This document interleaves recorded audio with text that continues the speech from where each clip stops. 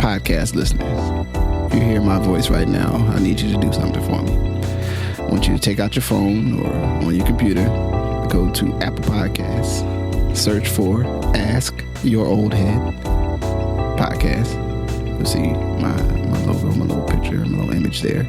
Find the show. Please rate and write a review. It's a small thing, but it helps others find this work and find what I'm doing here. And it really, really matters, as small as that may seem. So if you can please do that before we get into the show, I would much appreciate it. Thank you for listening. Let's get into it. Peace. Peace. I'm Majestic. My brother, Justice Rajee. Man, so this is a super bonus conversation because middle of the afternoon yesterday at the time of us recording this conversation, President Biden stepped down from running, from the nomination process or being considered as a candidate for the Democratic Party for president. On his exit statement, endorsed Kamala Harris to be his, to be the next candidate from the Democratic Party. I'm probably underselling, all hell broke loose. Internet stuff, quotes, people saying things, stuff happening, email chains, giant discussion groups. It's a lot. It's an unprecedented act, at least in the modern electoral process. So I thought it would be good, given, our engagement in this conversation, and even per our last conversation, the particular way black people and then black men are going to be discussed or framed and positioned as it relates to her candidacy, to how we will or won't vote, and all the things. I mean, not to take anything away from the fantastic level of racism and sexism we're going to experience, whomever ends up being the Democratic candidate, but just in the process, since Kamala Harris will be, one of the candidates, it's going to be some nasty, very, So it's going to be a lot happening. And I thought we should at least, capture something, get a couple words out in the moment. Not necessarily saying we got to focus on the negative or the positive or anything. First of all, you say what you want to say. You know what I'm saying? You're your own man. You know what I'm saying? You grown. You know what I'm saying? You pay taxes and stuff. But anyway. It's some grown men that don't pay taxes, but okay. Yeah, that's carry on. On. You know what I'm saying? Well, that's what the end stuff is, because the end stuff. Or we might argue, we can argue a whole bunch of things there, but yes. You might do some other stuff to show for you're grown men. So, I guess, do you have a particular... Oh, man. Well, I guess just based on kind of what you shared and the lens by which has to be the wildest week or 8 days in American political history. And I say that because, and that sounds strong, but I think we're so used to stuff, we're downplaying that from what folks can reasonably kind of prove, that there was an assassination attempt on a former president and current presidential candidate, right? And then 8 days later, the current president and the other presumptive candidate drops out after 3 weeks of a really bad debate and resulting engagement, which, again, like we talked about, the books that are going to be written on this time, I'm sure people just sharpen it, because, there's so much background that we don't know what really happened, right? Like, one of the things about the news today is we get the takes, and in a sense, you have more initial information than ever, but then you really don't know, like, the specifics and the broad implications until later, right? So, craziest 8 days ever in American political history. And, for me, it's the, one, as a person that votes Democrat, doesn't necessarily identify myself as an, apparatus of the Democratic Party or any of the above, but I have voted Democrat most of my life. To watch what happened in the Democratic Party, and again, more will really come out, but the swiftness and the severity and the vicious efficiency of what certain members of the party did in order to force a sitting president out of a candidacy. Mm-hmm. And actually get it down to the day. Thursday morning, I read Axios, and it said that President Biden was thinking about it and actually may identify what he's going to do as early as this weekend. And I was thinking to myself, what level of intensity has to be happening that they thinking that and that that. Right. And so, just that level of, again, something like we've never seen, which again, and now pass it back over, I think spirals off into how many other big ticket things were present in the fact that we had the two oldest people ever to run for office, just all the things. We have someone who's a convicted felon in the state of New York. We have all this stuff that's just present. And I think we're just almost like, oh yeah, whatever. It's just like Trump. Like, no, dog, like he got found guilty in a court of law. Yeah. And it has open cases. I mean, it has more, right. It has more open cases, and actually, only by the grace of the Supreme Court will duck the realer, bigger cases. And that case is going to come back. I mean, just so we're all clear, like it more delays that federal case than because the files were in his possession and they ain't supposed to be like that. Whether you like the special investigation or not. So yeah. So I mean, so that's just in a bigger tick, in the Democratic Party, and like you said, the vice president being the presumptive favorite. Although I think I just read they're talking about there'll be an online vote by August 7th. I like the delegates or whatever. I guess it's the delegates. Yeah, you know what I mean. I think ultimately, in most. What is it? I mean, there's a part of why, and maybe we can speak to this in more detail in a later date. In most places, even though you have a primary, that primary is not always. It's like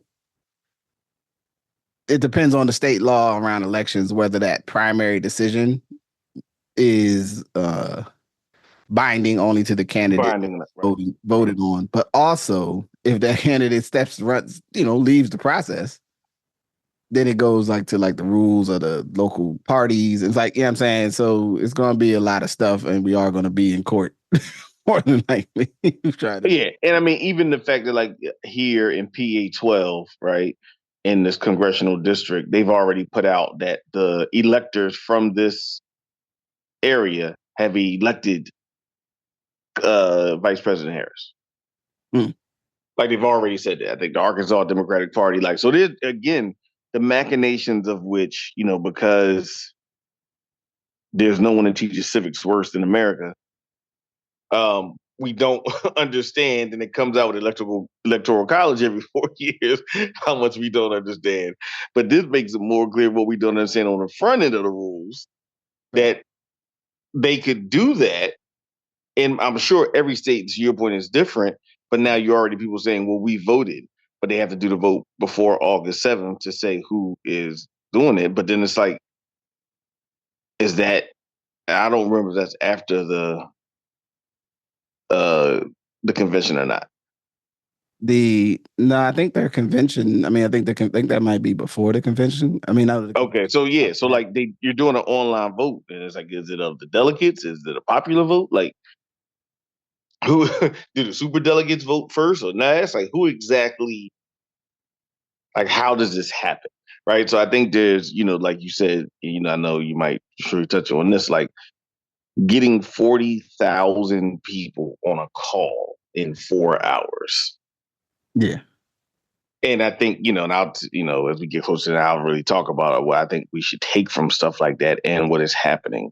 But yeah, to be able to make that happen as a move towards being the presumptive nominee, and then a host of people, supporting and endorsing, and then a host of people not endorsing, right? Which I think it has its own political, stuff is something else, man. Yeah, I guess it's I mean, I'm gonna just focus on just the at the moment, the thing that sits with me is,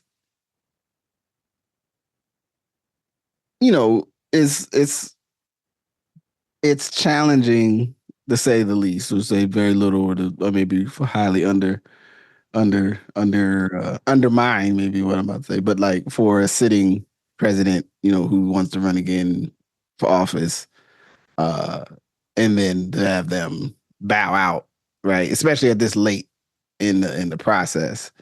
And however, there's an interesting piece to this, and I would say to Joe Biden's credit, in the thing I'm running with definitely for the rest of the year is, politician as a vocation, to look at it and even say, you know what, it don't look good for me if I stay in this spot, Right. and then we lose because it works, Yeah. right? And maybe maybe could have pulled it, backed out of it earlier, whatever, or just said, nah, y'all got it. Um, but I think he should get for whatever people feel about that from a politics and politician, like reading the situation. Now the challenge is because of where we're at, and and the thing that was my number one concern is that even a couple conversations I had preceding today about, it's again like the situation in life where it's a wild, crazy situation, and a black person, definitely a black woman, is the one who got to come in and like take the slot if it play out that way and she's ultimately nominated, like the wildest, kind of, democratic presidential nomination process, now that we've done it this way for the last couple decades. Because just for everyone's clear, even into the 60s, like it wasn't always decided who was actually going to be the Absolutely. president Contested nominee conventions. I mean, until like August. contested conventions were the order of the day. It's only because of increasing party discipline into the 70s Yeah, that's been and rules were created to make sure Chicago never happened again. yeah, Right? Atlantic City and Chicago were two conventions that literally stuff was done to make sure like this will never occur because of the fact that folks realized like we were at a very tenuous time in American institutions and people's understanding of them. So, yeah, as much as we're like looking in this uncharted waters, there are people who are in politics who remember the time before. yeah, yeah, and it is it's just a wild moment, right? And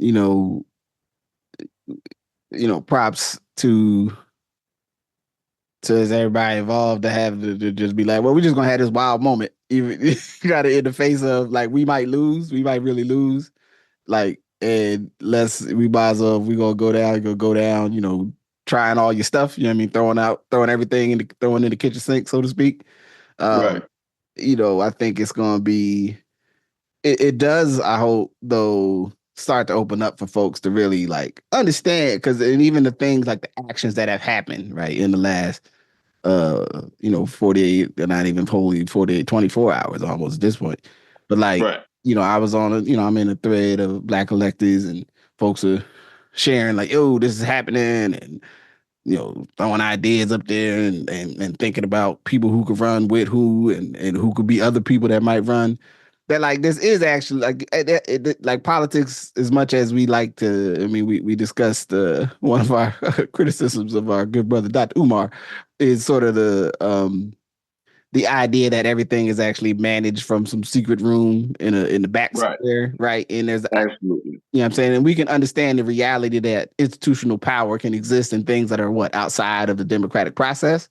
So we're not saying I'm not a fool. However, like you actually need like people to be like running and engaged and involved. And there's a lot of stuff for whatever the challenges may be or the inequities in power distribution in our society.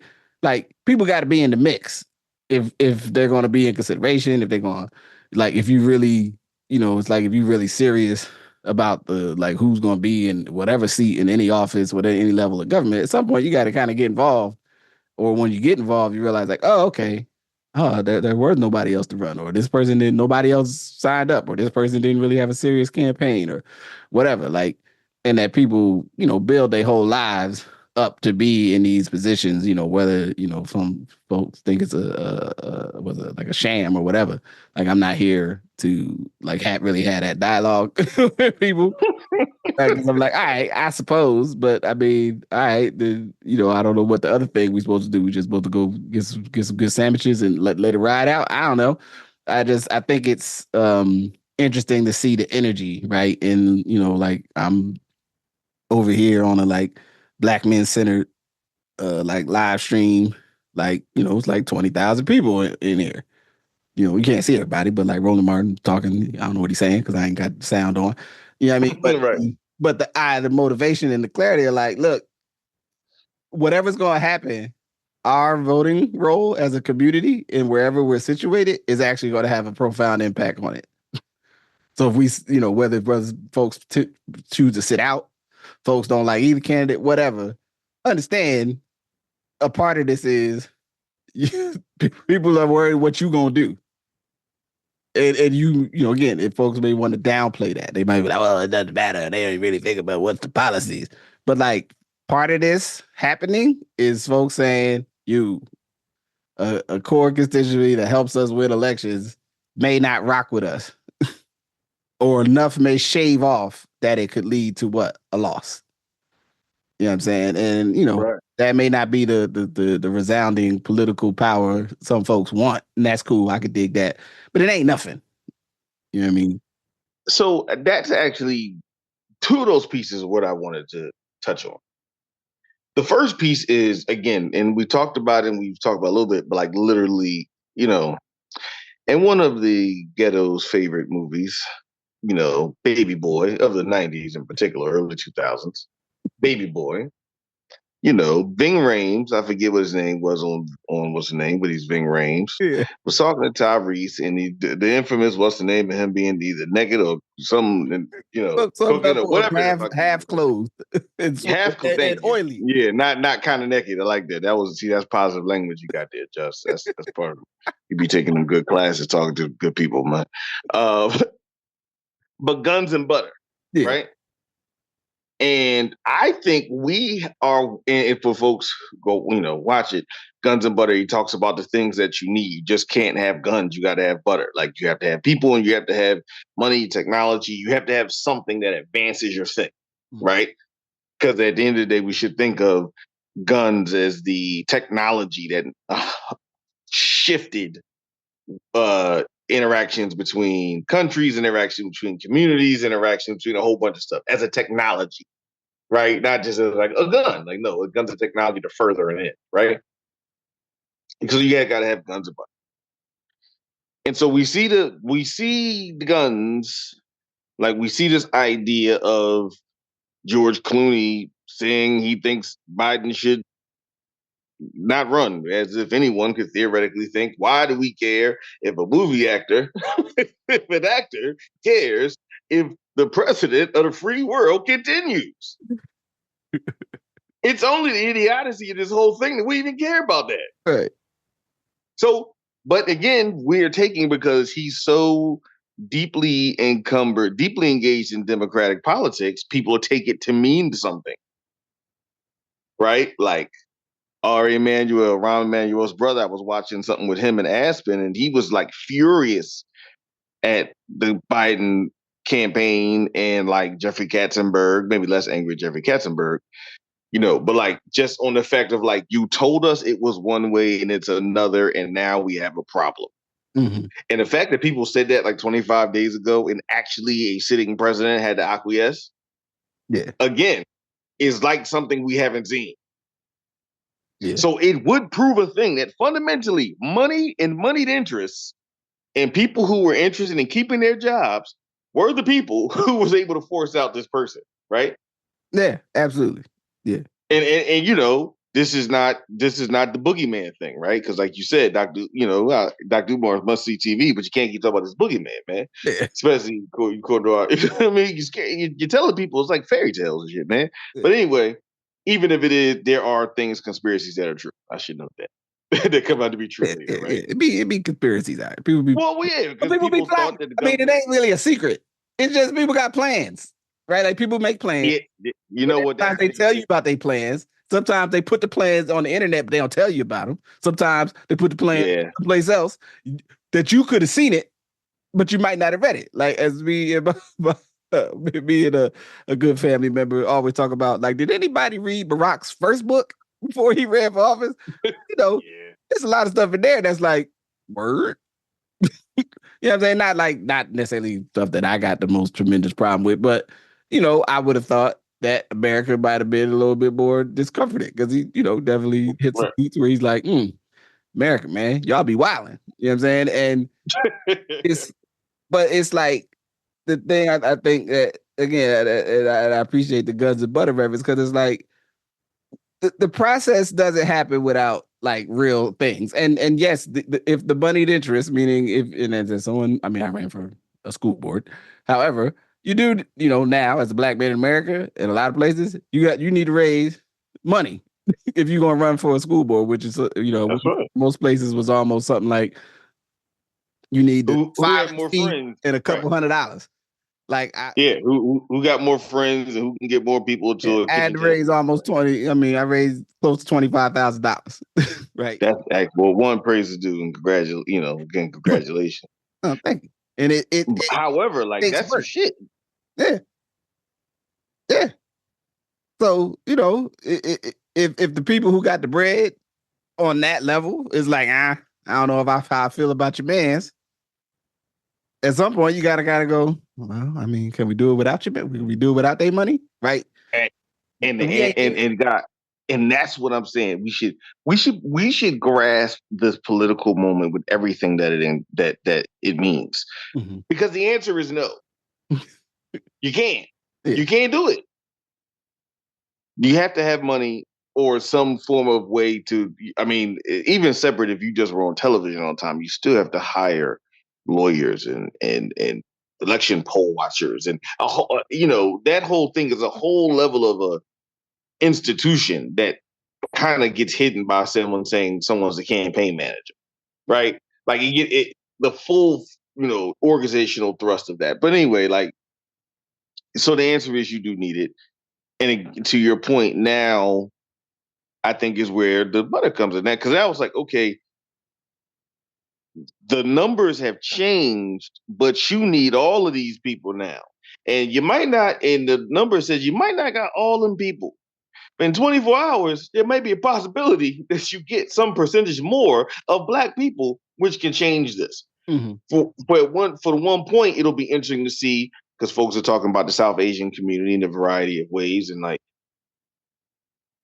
where's many more of the South Asian population, specifically Indian subcontinent, like tend to go Republican in America.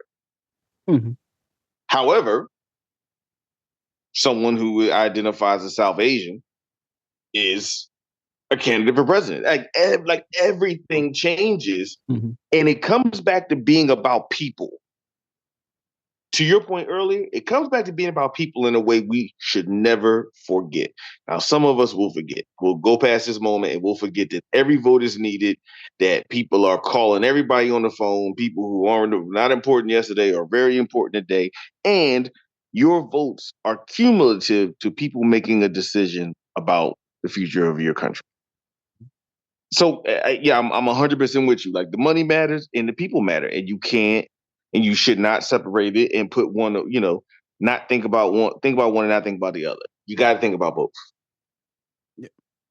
And so, I think for the moment, just so we on the historical record, as it were, you know what I'm saying? These are going to be in the data files, you know what I mean, in the future when they trying to get... You going to have is like one of the pictures where we was like at all the different events that happened. We was like, where they say people's like hit the mood, or then we going to be at like another event when they did Live Aid. It was me and you in the picture with Live Aid behind us. Right. Like we was 8.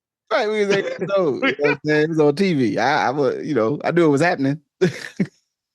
We were trying to wait. I got a funny Michael Jackson. I remember we were trying to wait for somebody to come on. So like we We just had the TV. Because I think it was Michael Jackson. I remember the day of Live Aid, my uncle decided that I needed to learn how to ride a bike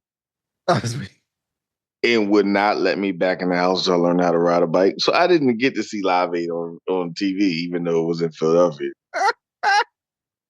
Because my uncle Biggie had me on 63rd Street and Arch Street learning how to ride a bike and can't come in the house. So, there's that. Well, it all worked out, I guess. I rode one bike when we lived in McKee in North Oakland and never picked up a bike again. So right. there's something there. When that happened, because anyway, long story. But the point, but absolutely. We're living through a time that and we can look back, and all those who are listening and supporters will listen back, because in 2 weeks we might have a total different conversation for you. Yeah.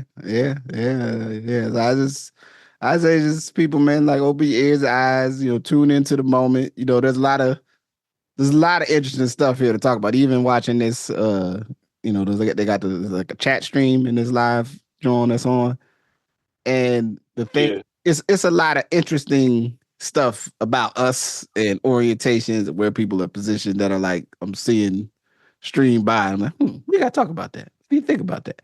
But we gotta talk about that right now. We're gonna talk about that later. Say that to say though, you know what I mean? The folks, you may go get engaged, man. Like, I did. I mean, at some point we probably will. It'll be election season. We're gonna talk about what's gonna be happening in the election in our conversations in this space. So, in case anybody's listening, if you're on team, I don't want to listen to politics. You know what I'm saying? I mean, one, why you been here, but two, get over it. You know what I'm saying? Like you're gonna listen to these politics, my man. You know what I'm saying? Or whomever, however, whatever you're saying. You know what I'm saying? I don't want anybody to feel excluded, be left out. You know what I mean? Yeah. The other thing though, I would say is gonna be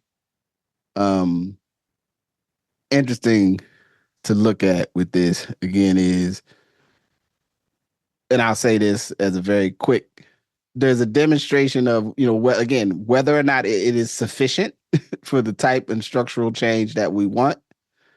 There's a lot riding on Black folks for some people in terms of the outcome of this. Now, whether there'll be rewards down the line or any, some of the larger structural changes, again, that we have been fighting for, there's a demonstration of people in capacities to say and do, in capacity and position to act, with know-how. Like there's a lot of like little pieces and threads I'm seeing in just the stuff that's happened even in the last couple of hours with this.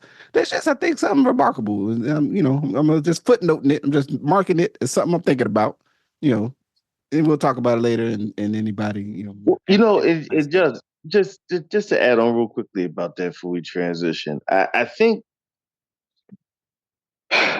also what is happening here, and I've been listening to a lot of different podcasts and political folks that I respect, is at some point we have to start slicing the relationship between what ends up in a presidential platform and how and where people are sourcing, where elected officials and influencers and people who influence policy, where are they sourcing the needs and interests from?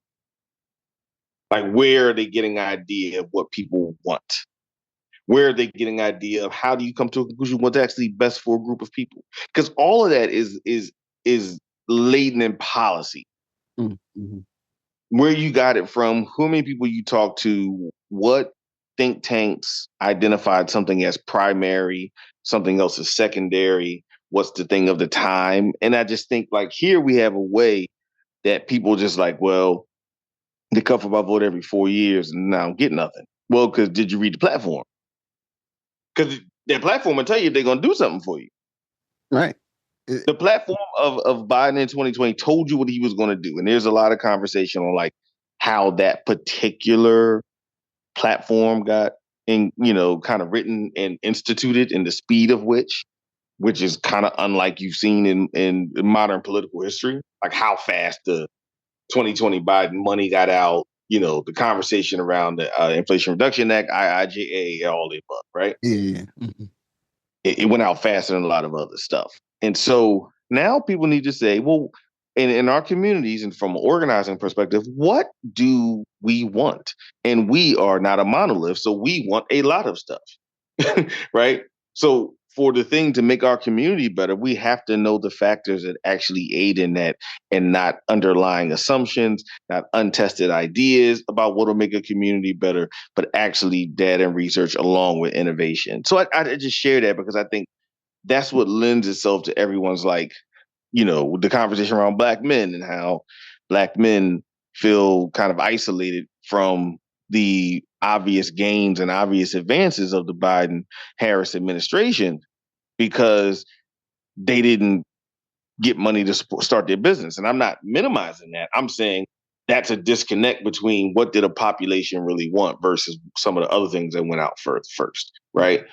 And so there are real things that are at the table. And while I'm not saying immediately the Harris blank or whoever it is, the administration, they're going to keep the general same stuff. It is now a way for people to become more aware of, okay, well, what is the actual platform? Mm-hmm. One thing about Project 2025, we talked about, like, they're telling you it's a thing. Yeah. And like, here's the thing.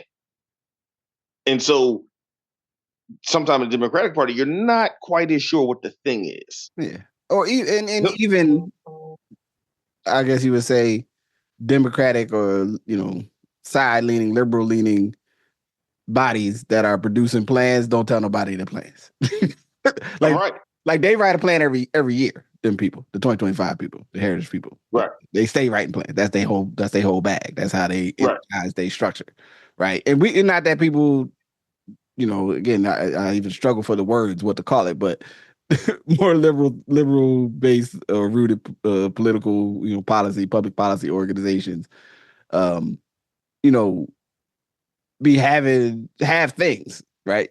But it's not to the same degree, and it's not marshaled to, there's not this energy to marshal like that. This is the only one, because I'm sure, I'm sure I could get out and jump on the internet and find some other, conservative think tanks, their proposal for the future. But you absolutely can. Right? The thing I would say to all of us, right, and even to some of my folks, but I ain't get nothing, I ain't get this. Your local Democratic Party and your state local Republican Party has a state platform, probably has a county platform right now that you may or may not be able to find quickly, but more than likely you can find it, right? And all of that stuff doesn't always filter up to what but eventually is on the national platform and or is on the presidential candidates platform. But the stuff that it gets on the presidential platform usually is connected. There's alignment. There's relationship between those things, right? If you've never participated, and I can say I was asked and I couldn't because I had prior travel last year to like participate in part of like the state platform process here for the Democratic Party. I couldn't, it was too late in the game that someone asked me to participate. But I did give some input, in the way you can comment and some other stuff, right? Like it's a real thing right now. It's not fun reading up right in the platform if you don't want to read a lot of long sentences and but I'm trying, like I want folks, an early ask I have as this is happening is there. If you want your stuff on the agenda, you got to get involved in the way the agenda gets made. And you have every right to be like, well, I don't want to do it that way. I want them to just do it this way. That's cool. Also, that may not be an effective strategy, although you are welcome to deploy it. You know what I'm saying? If that lands a plane on like where I where I'm at with some of this stuff right now, and even in people, so yeah, it's gonna be wild times. You know what I'm saying? I think though I definitely would. We'll be talking about this more. You know what I mean? We going over probably the breakneck nature of the moment of engagement. You know what I mean? But I thought we should get something on the books just to say, we listening, we learning. Let's see as this gets a little deeper. By the time we can record again, there'll probably be much more to chew on. And we got some other stuff to talk about that ain't got nothing to do with this. So you know what I'm saying? Like just for the record. Yeah, no, and I think you make a good point, and I think one of the things, and this is it for me about I bemoan the loss of black radio. Now I'm fully aware that you know black talk radio exists. It's like this now, right? Like I get it. Some variation of some people who are talking about stuff on airwave. That's us now. That's serious. That's and you have a couple places of terrestrial, what's the name? But you would hear so many different kind of conversations that politics wasn't like you have to listen to this group of people to listen to politics. Black Talk Radio just talked about politics. They also talked about stuff in the community. They also talked about a whole host of things. So we were oriented to hearing a full experience versus, with the algorithm, all of our experiences and all the things we want to do are all chopped up. Mm-hmm. They're all like individualized. Yeah. Like you hear this over here, you hear this over here versus hearing everything that connected to a local, state, or even national community as applicable. So. Ooh, I'm saying it's wild times, man. So with that, we're gonna wrap up this conversation. We will add on about these things obviously in the near future. And I'm gonna say peace. Peace. Thank you for listening to Good Brothers in this super bonus episode of Good Brothers. So I'm not gonna give you the regular exit, but I'm just gonna say thank you for tuning in. We'll be coming back to this, but a momentous occasion. Always, like, subscribe, share, you know what I'm saying? That's how you can support the podcast. And man, get engaged with this here election, man. Get engaged. So with that, I say peace.